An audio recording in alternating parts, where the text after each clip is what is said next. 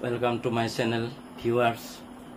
আজি আকৌ নতুন এটা ট্ৰিক্স লৈ আহিছো নিশ্চয় আপোনালোকে ভাল পাব ভিডিওটো স্কিপ নকৰাকৈ শেষলৈকে চাব ধুনীয়া এটা ট্ৰিক্স বিয়োগৰ কৌশল বিয়োগটো আমি সিম্পল বুলি ভাবো সকলে বিয়োগ আৰু কিবা এটা প্ৰক্ৰিয়া হল নেকি ইমান সহজ বস্তু এইবিলাক এলপি স্কুলৰ একেবাৰে 2-3 লৰা ছোৱালীৰ কাৰণে হে বিয়োগৰ আৰু কিবা কৌশল থাকিব পাৰে নেকি নিশ্চয় আছে গতিকে আমি এনেকুৱা বিয়োগবিলাক কৰিবলৈ গলে আমি কেতিয়াবা পাজলত পৰো আৰু অলপ সময় লাগে গতিকে সেই সময়খিনি কেনেকৈ ৰাহি কৰিব পাৰো আমি নিশ্চয় তাৰে কাৰণে এটা ট্ৰিক্স জানিব লাগিব তেনেকুৱা এটা ট্ৰিক্স লৈ আহিছো মই আজি আপোনালোকলৈ চাবচোন এনেকুৱা অংক কৰোতে হয়তো নিশ্চয় আপোনালোকে পাজলত পৰে আৰু ইমান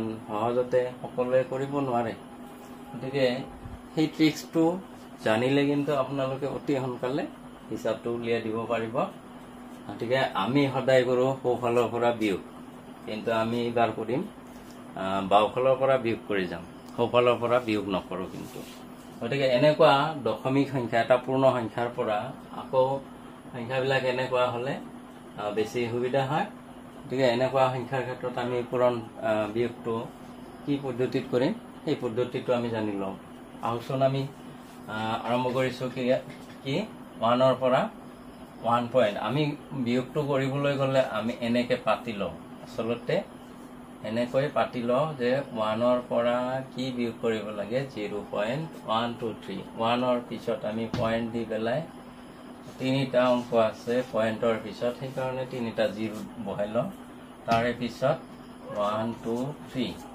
গতিকে এনেকে ধাৰত নিউ ইয়াতে 1 ধাৰত নিলে 10 হয় 10 ৰ পিছত 10 ৰ পৰা 1 ধাৰত নিলে ইয়াতে 10 হ'ব ইয়াতে 9 থাকিব ইয়াতে 10 ৰ পৰা আকৌ 1 ধাৰত নিলো ইয়াতে কি হ'ব 10 হ'ব 10 ৰ পৰা 3 মাইনাস কৰিলে কিমান হ'ব 7 হ'ব তাৰে পিছত ইয়াতে কিমান আছিল 9 আছিল 9 ৰ পৰা 2 গলে 7 আকৌ ইয়াতে কিমান আছিল 9 আছিল 9 ৰ পৰা 1 গলে কিমান হয় 8 আমি কি পালো পয়েন্ট ইয়াতে 0 হৈছে গতিকে 0.877 অলপ সময় লাগিছে কিন্তু আমি কোন ফালৰ পৰা কৰিছো সোঁফালৰ পৰা বিয়োগ কৰি আহিছো আমি এইবাৰ কিন্তু সোঁফালৰ পৰা বিয়োগ নকৰো আমি বাওঁফালৰ পৰা বিয়োগ কৰি যাম কিন্তু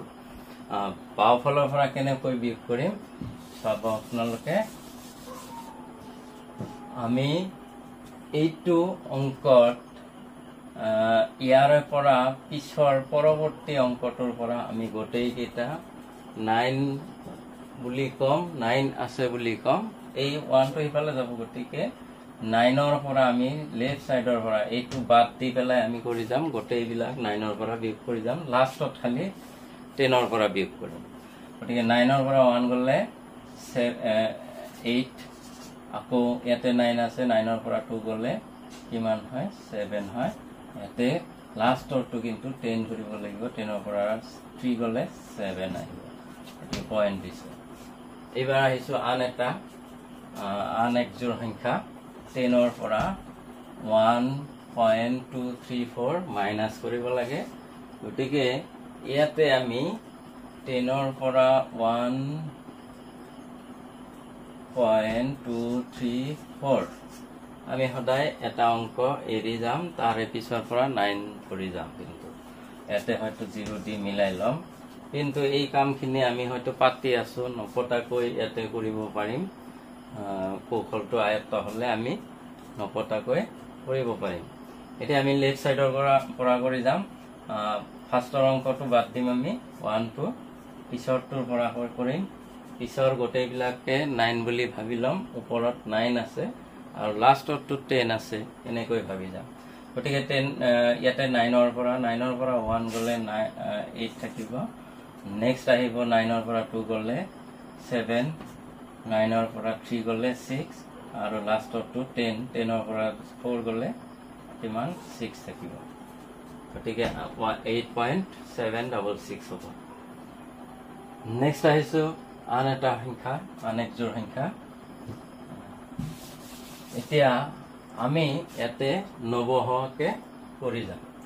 ইয়াৰে পিছত ইয়াতে 3টা অংক আছে, ইয়াতে এটা অংক আছে। গতিকে আমি 3টা অংক, ইয়াতে এটা অংক আছে যিহেতু আৰু এটা 0 দি ল'ম। 0 দি লৈ পেলাই আমি হিচাপ কৰি যাম। ইয়াৰে 9ৰ পৰা আমি হিচাপ কৰি যাম। এইটো বাদ দি পেলাই ইয়াৰ পিছৰ গোটেইকেইটা ওপৰত 9 আছে। এইটো সংখ্যাত 9 আছে, 9ৰ পৰা বিয়োগ কৰি যাম লেফ্ট চাইডৰ পৰা। গতিকে লেফ্ট চাইডৰ পৰা বিয়োগ কৰি গ'লে কি পাম? আমি পাম প্ৰথমতে 9, তাৰে পিছত 9ৰ পৰা 2 গ'লে 7, তাৰে পিছত 9ৰ পৰা 5 গ'লে 4, 9ৰ পৰা 6 গ'লে 3, আৰু লাষ্টটো 10, 10ৰ পৰা 7 গ'লে 3। গতিকে আমি এনেকৈ বিয়োগ কৰি যাম। নেক্সটটো আমি সেই একেদৰে প্ৰচেছত কৰিম। ইয়াতে 1 2 3 4টা আছে, ইয়াতে পইণ্টৰ ইফালে এটা অংক আছে। গতিকে আমি হয়তো মনে মনে ধৰি ল'ম যে এই 3 নম্বৰ 0লৈকে আৰু 0 বহাই ল'ম। তেতিয়াহ'লে 9ৰ পৰা গোটেইকেইটা বিয়োগ কৰি থাকিম লেফ্ট চাইডৰ পৰা। আমি লিখিম 9, 9, 5 গ'লে 4 হ'ব, তাৰে পিছত 7 গ'লে 2 হ'ব, 9ৰ পৰা 3 গ'লে 6 হ'ব, আৰু 10ৰ পৰা 2 গ'লে 8 হ'ব। এইবাৰ আমি এইটোৰ পৰা কৰিম 1 2। গতিকে ইয়াতে 4টা 0 আছে। 0 হ'লে আমি আৰু 2টা 0 বহাই ল'ম। দশমিকৰ ইফালত আমি 2টা 0 মনে মনে ভাবি ল'ম। গতিকে বিয়োগ কৰি যাম। কিমান হ'ব? লেফ্ট চাইডৰ পৰা কৰিম, কিন্তু এইটো 0ৰ পৰা আৰম্ভ কৰিম। এইটো 0ত 9 9 9 আটাইবোৰে 9 আছে, পিছলৈকেও 9 আছে পইণ্টৰ পিছত।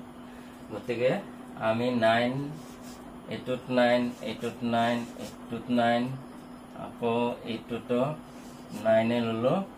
নেক্সট নহয়, এইটো 2টা 9 ল'লো। 2টা 9 আছে, 0 0 মাইনাছ কৰোঁতে 9 9 থাকিব।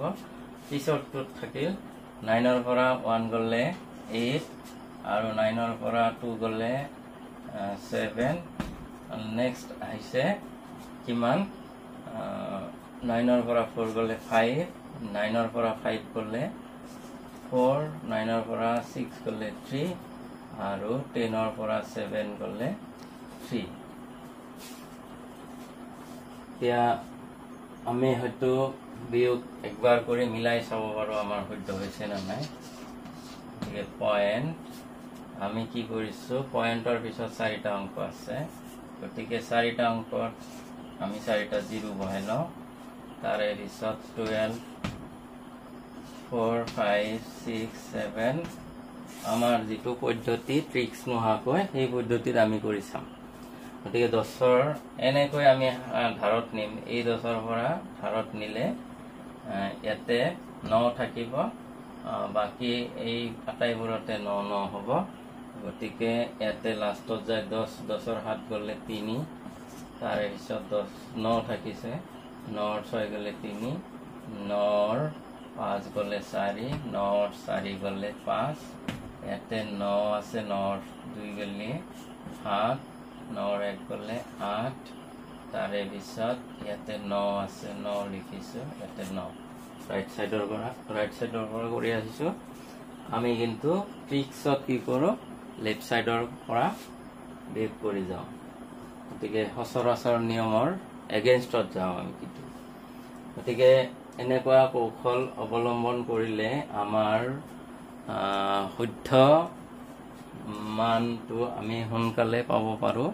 কেতিয়াবা এই নিয়মত কৰিবলৈ গ'লে আমাৰ ভুল হৈ যাব পাৰে। গতিকে আমি যদি এই কৌশলটো মনত ৰাখিব পাৰোঁ, নিশ্চয় আমাৰ সুফল দিব। গতিকে আমি আয়ত্ত কৰিবলৈ চেষ্টা কৰিম।